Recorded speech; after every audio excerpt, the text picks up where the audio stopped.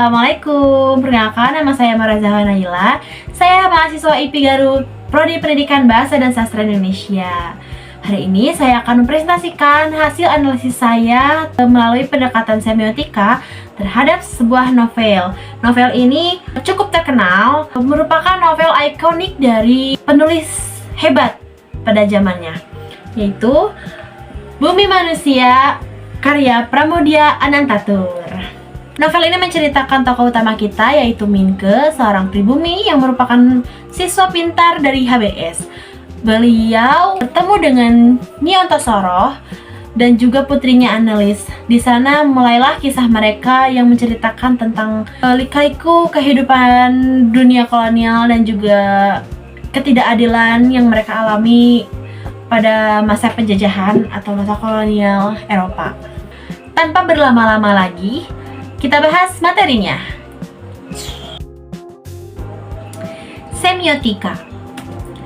Semiotika berasal dari bahasa Yunani yaitu semion, yang berarti tanda. Semiotika adalah ilmu yang mempelajari tanda dan makna bahasa. Bisa dibilang the study of sign. Pendekatan ini berfokus pada mempelajari dan menjelaskan bagaimana manusia mengartikan sebuah makna, simbol, atau tanda. Semiotika ini pertama kali ditemukan atau dikemukakan oleh Ferdinand de Saussure. Maaf banget, agak belibet. Ferdinand de Saussure ini adalah seorang ahli bahasa berasal dari Swiss.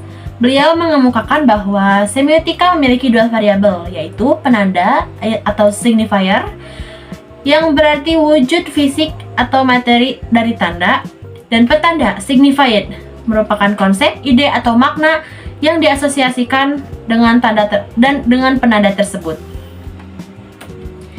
Nah, dari semiotika menurut Ferdinand de Saussure itu, muncullah Charles Sanders Peirce, seorang ahli logika, yang mengemukakan atau mengembangkan lagi semiotika itu, yang saat itu sudah mulai populer. Dikembangkan lagi oleh Charles Sanders Peirce menjadi memiliki beberapa variabel. Salah satunya adalah objek. Objek ini berisi tentang ikon, indeks, dan simbol. Nah, penjelasannya ya. Ikon adalah tanda yang memiliki hubungan kemiripan langsung dengan objek yang diwakilinya. Hubungan antara tanda dan objek bersifat keserupaan, sehingga tanda tersebut dianggap meniru realitas yang diacu. Contohnya, foto seseorang.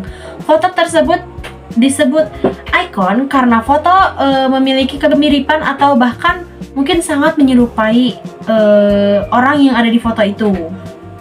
Selanjutnya, ada indeks.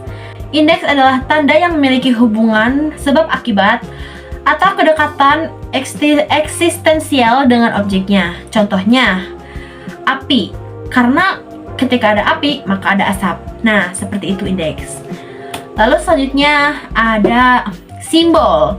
Simbol adalah tanda yang hubungannya dengan objek ditentukan oleh kesepakatan sosial atau budaya. Contoh, merah artinya berani.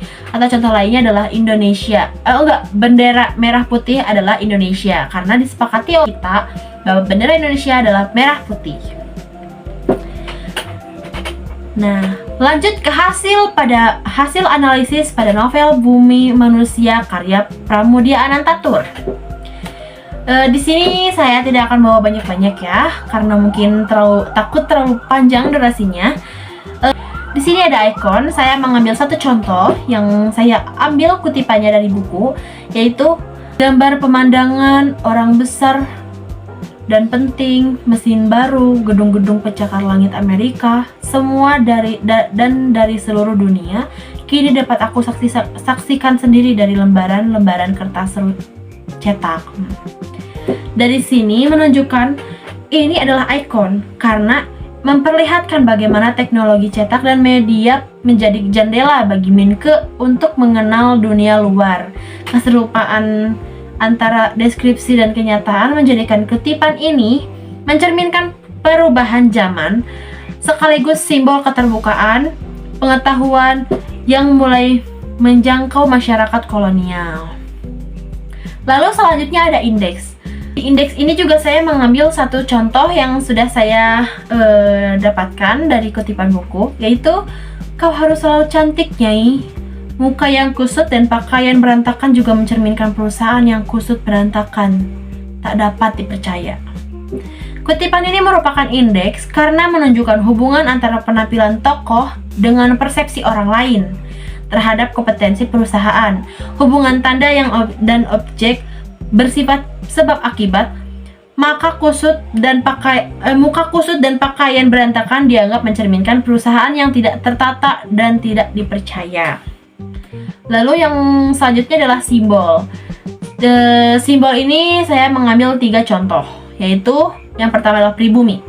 Pribumi adalah simbol status sosial yang ditindas dalam masyarakat kolonial, menandakan keterbatasan, kesempatan, dan posisi subordinat di bawah Belanda. Lalu selanjutnya ada Indo, simbol identitas campuran, posisi sosial yang ambigu, dan pertemuan budaya, menandakan konflik, identitas, dan diskriminasi rasional. Lalu selanjutnya ada Mayfrau. Mayfrau adalah simbol perempuan Eropa yang sudah menikah, menandakan status sosial yang lebih tinggi atau matang secara hukum dan budaya dibanding Jungfrau, serta posisi dalam hierarki keluarga dan masyarakat kolonial. Nah, kesimpulan dari hasil analisis saya, novel Bumi Manusia karya Pramudia Anantatur menunjukkan bahwa tanda semiotika secara sistematis untuk membangun makna sosial, historis, dan ideologis dalam konteks masyarakat kolonial. Ikon muncul melalui deskripsi visual yang menyerupai realitas seperti penggambaran ruang kolonial, aktivitas tokoh, dan karakter-karakter utama. Lalu ada indeks terlihat dari hubungan sebab akibat yang mengungkapkan reaksi sosial, konsekuensi perilaku, serta kondisi psikologis tokoh. Sementara itu, simbol mencerminkan makna budaya dan konvensional seperti pendidikan, Eropa, pribumi, Nyai, Jungfrau, Mayfrau yang menandakan identitas, status, dan konflik budaya. Melalui ketiga jenis tanda ini, Pramudia berhasil menyampaikan kritik sosial dan nilai kemanusiaan dan dinamika perjuangan identitas dalam masyarakat Hindia Belanda. Itu tadi hasil analisis saya terhadap novel Bumi Manusia karya Pramudia Anantatur melalui pendekatan semiotik. Sekian saja dari saya, mohon maaf bila ada salah kata. Wassalamualaikum warahmatullahi wabarakatuh. Dadah!